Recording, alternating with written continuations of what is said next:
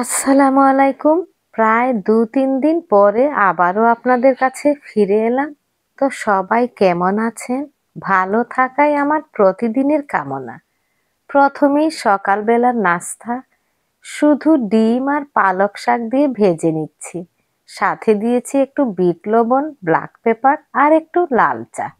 Style নয়, শরীরের জন্য অনেক ভালো এই চাটা। তবে আমার জন্য খুবই বোরিং। এই চা তো নিয়েছি, ভাবছি দুধের সাথে চা হলে কত না ভালো হতো। তো চাটা খেয়ে দিয়ে দুপুরে রান্না বসিয়ে দিয়েছি, আবারও পালক শাক ভাজি করে নিচ্ছি। আরও একটি মজাদার খাবার, সিলেটি শুটকি শিরা। এইরকম শুটকি দিয়ে ঝোল ঝোল এত ভালো লাগে, যা হলে আর কিছুই লাগে না। এমনিতেই এক থালা ভাত খাওয়া যায়।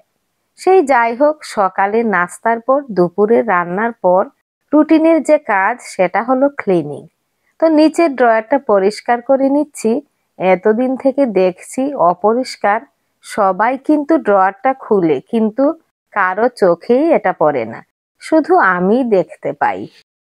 কি বলেন তো, ধোয়া বাসন বারবার রাখলে একটি জায়গা অপরিষ্কার হতেই পারে, তাই বলে কি এ জায়গা এরকমই থাকবে? তো এই তো সেট করে রেখে দিচ্ছি, দেখতেও সুন্দর, মনেরও শান্তি লাগছে। তো এই জায়গাটা পরিষ্কার করে উপরের কোণাটা চেঞ্জ করে ফেলবো ভাবছি। আপনারা দেখেছেন, এখানে একটা শেলফ ছিল, প্রায় ২ বছরের উপরে হবে। ঘরেই পুরনো একটি অর্গানাইজার ছিল, তো এইটা দিয়ে আজকে সাজিয়ে নেব। এক জিনিস অনেক দিন হলে ভালো লাগে না, নতুন কেনার দরকার নেই, শুধু এদিক ওদিক করে নিলেই মনে হবে নতুন কিছু রেখেছি, তাই না বলেন? আমার কাছে তো এরকমই মনে হয়।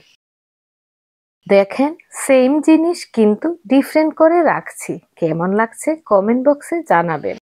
এগুলো হাতের কাছে রাখি কারণ প্রায়ই এসব ইউজ করি আর আমার চোখে অনেক ভালো লাগে।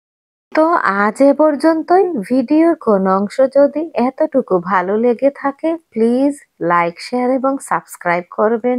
আপনারা সকলেই ভালো থাকবেন, হাসি মজায় থাকবেন আর নিরাপদে থাকবেন। আল্লাহ হাফেজ।